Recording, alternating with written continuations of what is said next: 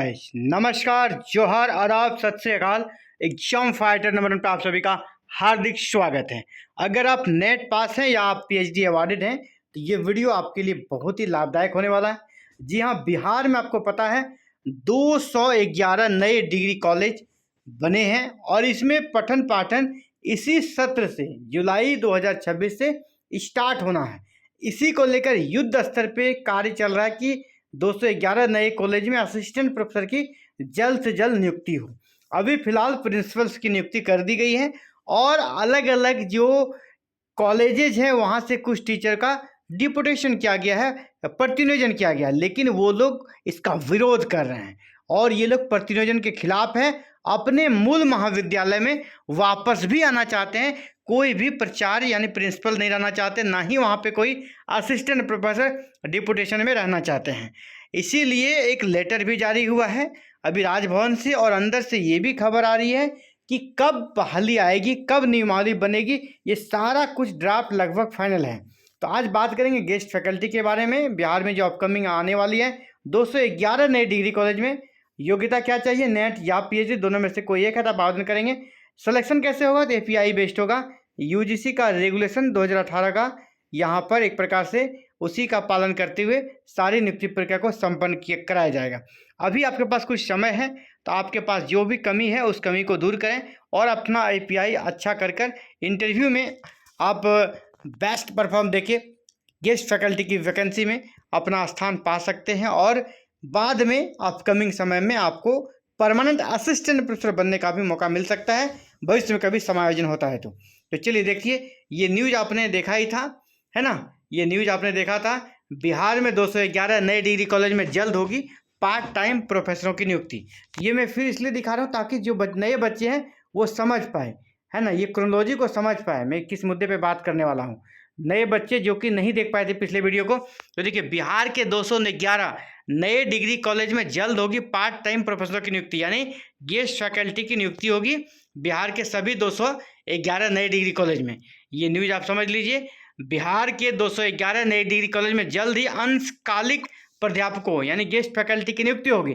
इनके चयन कार्य तथा समय सीमा, इनका चयन कार्य तय समय सीमा में पूरा किया जाएगा और चयन की नई प्रक्रिया अपनाई जाएगी। ये चयन की कौन सी प्रक्रिया, पुरानी प्रक्रिया नहीं रहेगी बल्कि चयन की नई प्रक्रिया अपनाई जाएगी।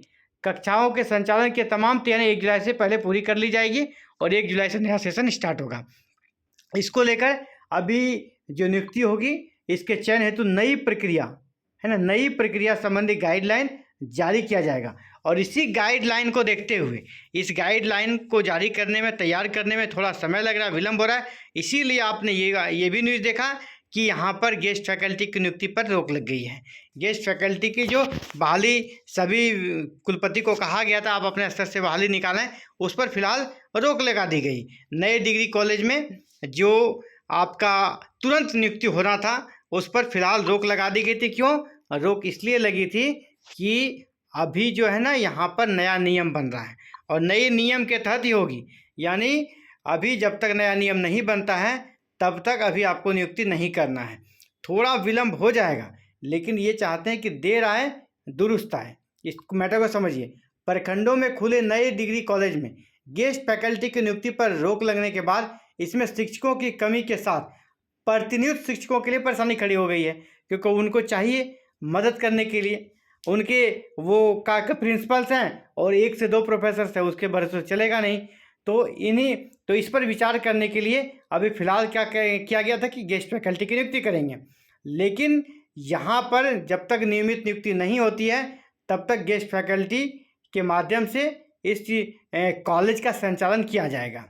अभी गेस्ट फैकल्टी की नियुक्ति में समस्या ये आ गई कि जो राजभवन है नया नियम बना रहा है, तो नया नियम के तहत ही ये गेस्ट फैकल्टी की नियुक्ति होनी है, इसीलिए इसको फिलहाल रोक दिया है।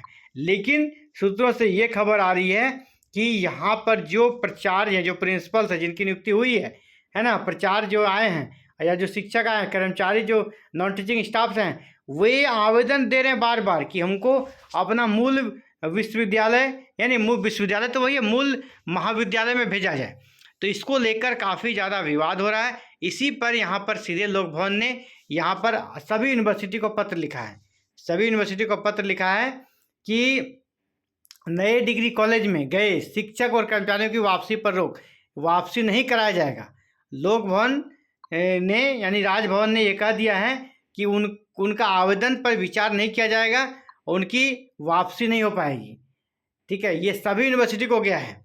यहाँ पर आपको पता है टीएमबी में 55 शिक्षकों व कर्मचारियों की नए कॉलेज में हुई प्रतिनियुक्ति। यहाँ पर 55 लोगों की प्रतिनियुक्ति की गई है 10 कॉलेजों में। ठीक है, 10 कॉलेजों में। इसमें से आप इन सभी ने क्या किया ना, आवेदन लगाया है कि हमको अपना मूल जो हमारा संस्थान है वहाँ वापस किया जाए।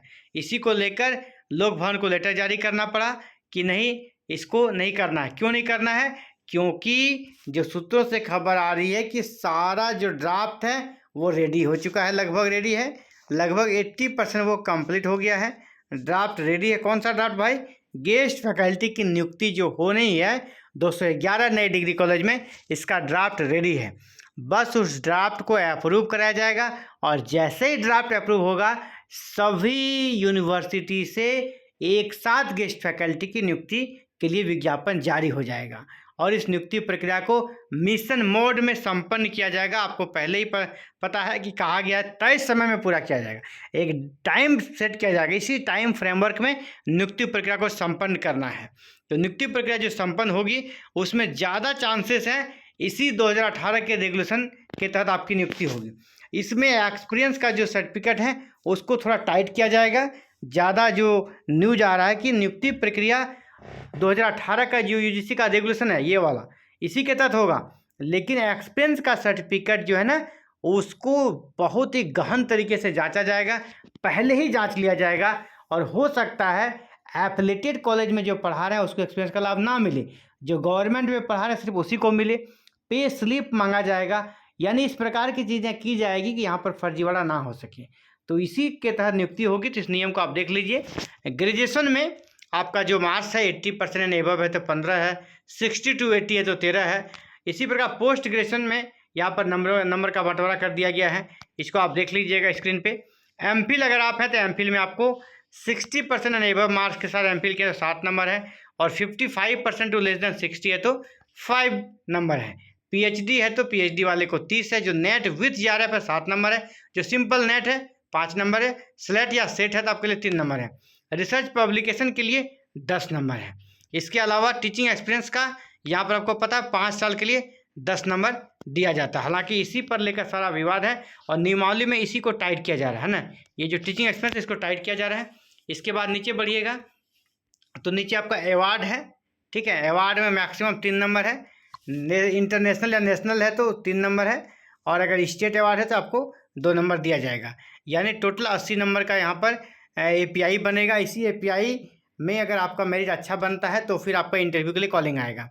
तो यहाँ पर 2 चीज़ें, एक ही चीज़ आपको जो जहाँ पर आप नंबर बढ़ा सकते हैं, अवार्ड एक है, लेकिन अवार्ड में आप बेकार का प्रयास करेंगे, अवार्ड का नंबर किसी को मिलता नहीं, वो नंबर कट ही जाता है। तो रिसर्च पब्लिकेशन में क्या करना है आपको, पेपर पब्लिश कराना है। ठीक है, यूजीसी केयर या फिर स्कोपस कहा जा रहा है, लेकिन ये अभी ख़त्म हो गया, यूजीसी केयर ख़त्म है। तो अभी आपके पास उपाय क्या बचता, peer review general. Peer review general में आपको रिसर्च पेपर पब्लिश करना होगा, कितना 5। अगर 5 पेपर पब्लिश करा के रखते हैं, एक पेपर पे 2 नंबर दिया जाएगा, है ना, पर पेपर आपको 2 नंबर मिलेगा, यहाँ लिखा हुआ 2 नंबर। तो टोटल आपका जो 10 नंबर का कोटा है ना, ये रिसर्च पब्लिकेशन में ये वाला आप प्राप्त कर सकते हैं। आपको अभी पहला फोकस इसी पे करना चाहिए। अगर आपको रिसर्च आर्टिकल में कहीं परेशानी है, रिसर्च पेपर लिखने में कहीं परेशानी है, रिसर्च आर्टिकल के संबंध में कोई दिशा निर्देश चाहिए, तो आप इस नंबर पे व्हाट्सअप कीजिएगा। कॉल नहीं करना, व्हाट्सअप करना। ठीक है, 7541840154 इस नंबर पे व्हाट्सअप कीजिएगा। अपना सब्जेक्ट बताइएगा, अपना टॉपिक बताइएगा। ठीक है, हिंदी या इंग्लिश मीडियम है तो आपको उसी प्रकार का यहाँ पर दिशा निर्देश दिया जाएगा, मदद किया जाएगा किस प्रकार आपको लिखना चाहिए, कहाँ पब्लिश करना चाहिए। जब बिल्कुल बहुत बच्चे ऐसे इसको रिसर्च पेपर का कुछ भी नहीं पता, रिसर्च पेपर है क्या वो भी नहीं पता, तो सभी ज़रूरी जानकारी आपको मिल जाएगी व्हाट्सएप के माध्यम से। आप इसमें व्हाट्सएप करके छोड़ दीजिएगा, समय मिलने पर आपको रिप्लाई दिया जाएगा। जैसे समय मिलेगा आपको रिप्लाई जरूर मिलेगा, आपको ज़रूरी गाइडलाइन यहाँ पे दी जाएगी। तो फिलहाल साथियों इस वीडियो में इतना ही, और आपको बस यही कहना चाहेंगे आप लोग बिल्कुल अलर्ट मोड में रहिए। वैकेंसी बहुत जल्द आएगी। इसी महीने के लास्ट तक में नियमावली का ड्राफ्ट आ जाएगा और इसी महीने के लास्ट या जुलाई के फर्स्ट वीक में विज्ञापन जारी होना शुरू हो जाएगा गेस्ट फैकल्टी का। पूरे बिहार के 211 कॉलेजों में यह भर्ती होगी। तो ये बड़ी भर्ती है, आप सभी इसके लिए तैयार रहिएगा। अभी सभी डॉक्यूमेंट को रेडी कर लीजिए। रिसर्च पब्लिकेशन जहाँ पर आप 10 नंबर एक साथ बढ़ा सकते हैं, इसके लिए आप फिर प्रयास कीजिए कि आप किसी का भी 10 नंबर छूटे नहीं। अच्छे जगह पीयर रिव्यू जर्नल में पब्लिश कराइए और 10 नंबर प्राप्त कीजिए। तो फिलहाल साथ ही इस वीडियो में इतना ही। आप सभी का हमसे जुड़ने के लिए बहुत बहुत आभार। जय हिंद, जय भारत, जय बिहार।